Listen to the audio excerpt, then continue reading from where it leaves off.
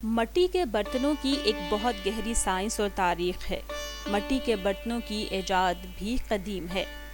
एक अंदाजे के मुताबिक 10,000 साल कदीम इजाद जो कि वक्त के साथ साथ जदीद होती आ रही है। लाहौर का एक इलाका जहां शब्बीर साहब अपने हाथों से बर्तन बनाते हैं और इस कदीम रवायत को भी बरकरार रखे हुए हैं। शब्बीर साहब पहले जल्लो पार्क वाली साइड से चिकनी मिट्टी लाते हैं और फिर इन बड़े बड़े मिट्टी के टुकड़ों को पीसा जाता है। बाद में एक हौज में पानी शामिल करके इस मिट्टी को गलने के लिए तकरीबन 3 दिन के लिए छोड़ दिया जाता है और जब ये मिट्टी अच्छे तरीके से गल जाती है तो उसे छान लिया जाता है ताकि उसमें से कंकर निकल जाएं और बाकी पानी मिली मिट्टी को एक दूसरे हौज में डाला जाता है। वहां से मिट्टी को खुश्क होने दिया जाता है और जिसके लिए तकरीबन 3 दिन का टाइम दरकार होता है। फिर इस हौज में ऊपर वाला पानी अलहदा करके मिट्टी को तीसरी जगह खुश्क होने के लिए रख दिया जाता है जहां पर ये साहब कह रहे थे कि ये मिट्टी उस जगह आकर मलाई बन जाती है और यहाँ से फिर पोटर व्हील तक ले जाई जाती है। वहाँ कारीगर अपनी खूबसूरत सोच को शक्ल देते हैं जिससे मिट्टी के बर्तन तैयार होते हैं। उसके बाद इन मिट्टी के बर्तनों को सूखने के लिए रख दिया जाता है और बाद अज़ा उन पर रंग किया जाता है और जिसे काबिले दीद एक बर्तन तैयार होता है। उसके बाद इस मिट्टी के बर्तन को जलती भट्टी में डाला जाता है जहां तपती आग उसे मजबूत बनाती है और इन बर्तनों को घरों में इस्तेमाल होने के लिए तैयार करती है। यहाँ पर बाबा जी हांडियों को मुकम्मल शक्ल दे रहे थे। मैंने तो चाहा था कि मैं भी उनका हाथ बटा लूं, लेकिन वो बिल्कुल इजाज़त ना दे रहे थे। अगर मैं इसरार ना करती तो मेरे पुरजोर इसरार करने पर उन्होंने मुझे इजाज़त तो दे दी, लेकिन फिर वही हुआ जिसका डर था। हांडियों के साथ ये क्या कर रहे हैं आप? ये पहले बर्तन बनाया है ऊपर वाला, ठीक है, उसके बाद नीचे जोड़ लगा रहे हैं। ये पक्का थल्ला होगा। अच्छा, पक्का थल्ला होगा। ये मिट्टी का लगता है या किसी और चीज़ का? मिट्टी का। और लेकिन इसमें रेत ये क्यों डालते हैं? रेत ये डेकोरेशन के लिए। तो ये बर्तनों वगैरह में नहीं निकलती? नहीं, ये रेत दरिया से अलग निकलती है। ये जो है ना, ये लहरा होती है, ये लहरें होती है। जो रेत होती है ना, ये समुद्र के ऊपर लहरें आती हैं, ये ऊपर तरती है, ठीक है ना, तरती है, ये साइड पे कर लेते हैं। ये तो मिट्टी की नहीं है? नहीं, ये भी अलग होती है, ये नीचे लगाते हैं तो काम करते हैं। एक हांडी कितने की है? ये हांडी 200 रुपये की है। पका के देते हैं? हाँ, पका के 200 रुपये की। ये थल्ला मैं लगाऊं? एक कोशिश करूं? चाचू एक कोशिश करने दे। डिंगा ही लगेगा पर लात लान। चाचू एक लगाने दे, देख लें। अंदर रेत लगानी है अभी? नहीं, अभी ऐसे।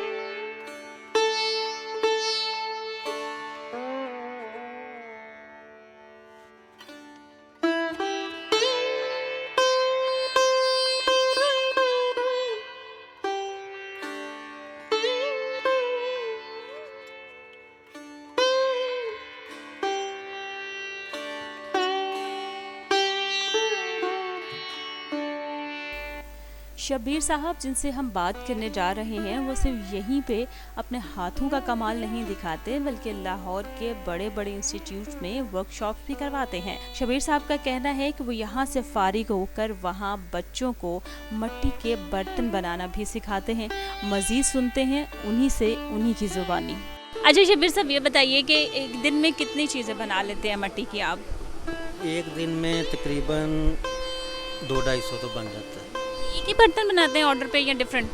और भी बनते हैं, बड़ी हांडियाँ भी, छोटे भी, प्यालियाँ, कुजियाँ, गड़बियाँ, जो भी ऑर्डर आता है ना वो बनाते हैं। कितना अर्सा हो गया आपको काम करते हुए?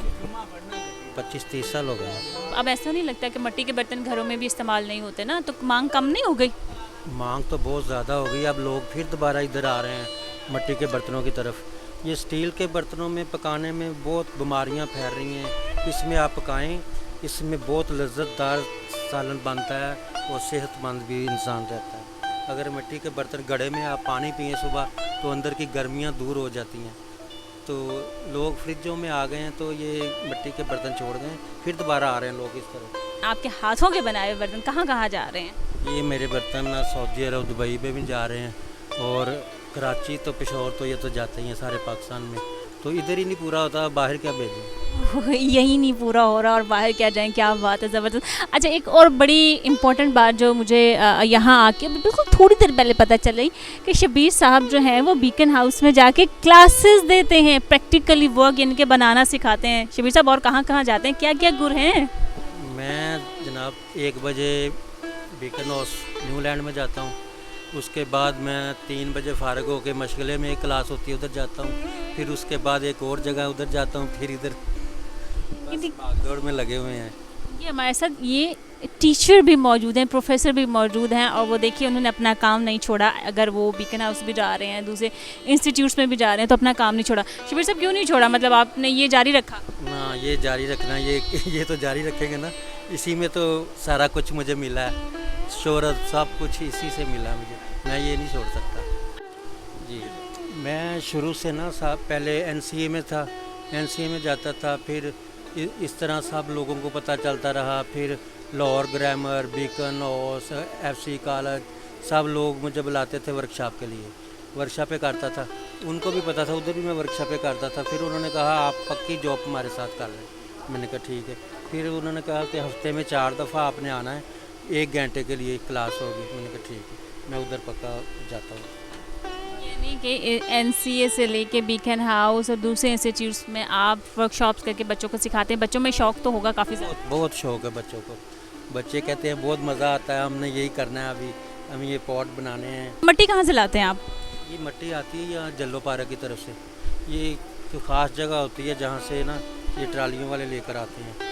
तो व्यूवर्स, अब ऐसा है कि गपशप हमारी हो गई है, लेकिन अब जैसे शबीर साहब बना रहे हैं तो मेरे हाथों में भी कुछ हो रहा है कि मैं भी बनाऊंगी, तो मैं बनाने की कोशिश करती हूँ, और ये ना हो कि मुझे भी शबीर साहब से टाइम लेके क्लासेस लेनी पड़े।